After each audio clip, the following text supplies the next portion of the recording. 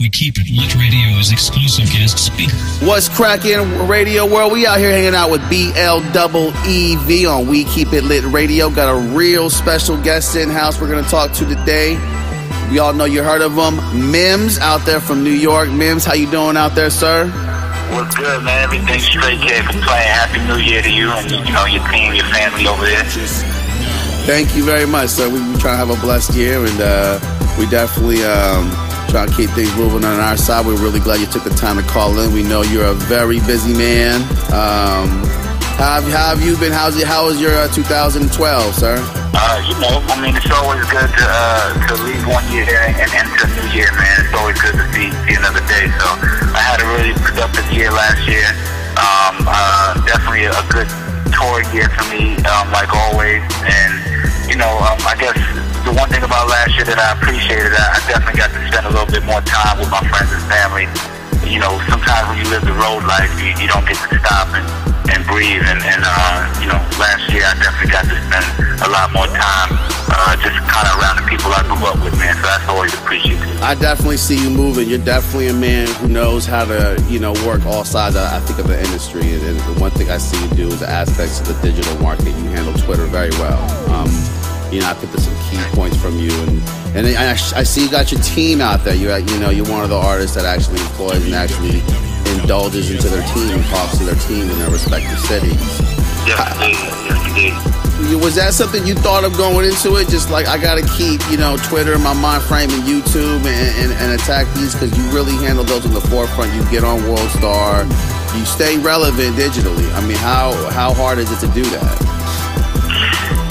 You know, I think for me, and obviously, you know, I won't lie, I always feel like I could do a much better job at just keeping that relevant aspect. But I think for me, what I try to do is I try to get people involved in my career because where I came from, my background obviously being an independent artist, even though I got to make it to the pros in a sense with going to major labels, I always stayed independent mind frame, and I always have a lot more respect for the independent artists out there that are working their own projects. So what I like to do is every so often, I like to figure out a way to get them involved in my career and subsequently have my influence involved in their career. You know, so I do a lot of contests.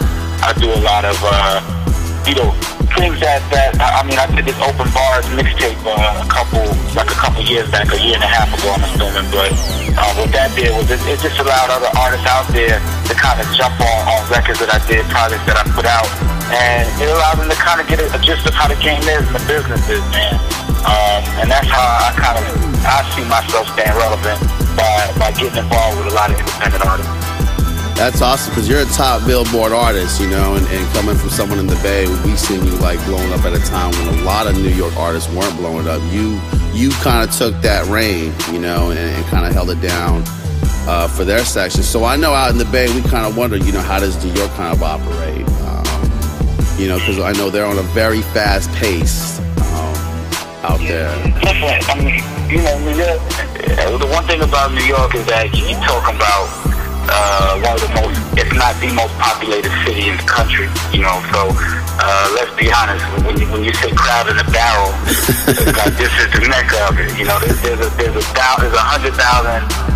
artists that are trying to do the same thing. It's probably a million, who knows? I'm pretty sure at this point in life there's a lot of people in my area that would want to love to do music, and a lot of people don't get the opportunity because of how not only how small the city actually is, but how many people are trying to do the same thing. So with me, man, I like to focus my attention more outside of New York than inside. You know, we're showing love to areas like the Bay Area. We're showing love to the dirty South and the Midwest. And it kind of gives me that opportunity to represent my city, but outside of my city, which is, I think, in my opinion, a lot harder to do than to do it in your own city. You know, being in New York, just having the friends go out there and just tell me it's just a mile a minute. Like, they just move real fast. And nothing against the Bay, you know, we push out here, but I don't think it's nearly as many people. And, you know, the competition is real fierce. So artists that deal with that, I get their mind state from New York, and they definitely got, you know, East Coast state of mind, you know, New York state of mind. Tell us, you know, your relationship with Def Jam. Like, so many artists would love You know, that would be like the pinnacle. You know, I got signed, you know, by Def Jam. I mean, can you tell us, like, you know, what that felt like and what it kind of took to get that? And what was your dealings like over there? Was it happy? Was it, you know, controversial? The irony is that I actually wasn't at that. I was on Capitol Records, which is EMI, which is probably one of the biggest, I guess, international labels that you could probably be on. EMI, I got my deal based in time out of California, not New York. Wow. It took a lot for me to get that vision, to get people to notice and see me, because, you know, once again, I live in New York. I'm an artist from New York, but trying to get noticed and recognized in New York is tough. So I actually got signed out of California. Shout out to Steve Poolholm and shout out to Andy Slater at the time. They picked me up to Capitol. Now, I won't lie to you. You know, when I went in originally with this big happy family, you know, and a great situation, I got a huge check, you know, and I had a lot of people backing me. But throughout the years, and obviously with the turmoil of the music industry and the shakeup of the major labels, that all kind of dwindled away, and my relationship with my label became extremely tinted. You know, like I hated it. I hated every aspect of being with a major. Why? Because it took the control out of my hand and put it in someone else's hand. And you know, a lot of the reason why you don't hear a lot of records from MIMS or, you know, me putting out record after record was mainly because I got discouraged from dealing with the major labels so much and having a negative situation that I just wanted to settle by staying on the road and making money. I didn't want to have to deal with putting out another album or recording another album because it wasn't lucrative for me, and you know, and my passion is not going in the studio to come out with headaches. My passion is going in the studio to come out with good records so that the people love. But when they took that away from me, I felt like it was just, you know, too much, and that's why I just remained on the road as a touring artist. I don't think artists understand that when you make it, you know, you have to go in business mode and sit down with these people and really look at what you're producing in terms of numbers and all that, and then go in the studio and be creative, you know. I think that's one of the toughest things to ever do, and it just turns to entertainment.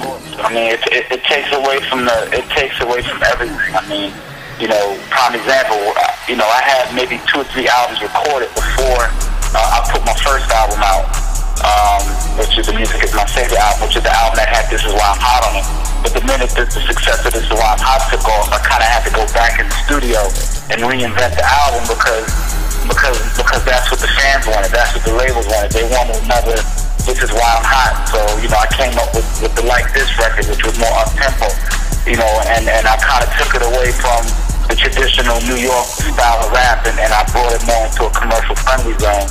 I mean, there's a pro and a con to it, but like you said, it gets difficult because now when you go into the studio, you got all this stuff in the back of your mind, and it's all about, well, I hope this is successful. And you're really kind of relying on you know, tens of hundreds of other people to really make your situation happen the right way. Right.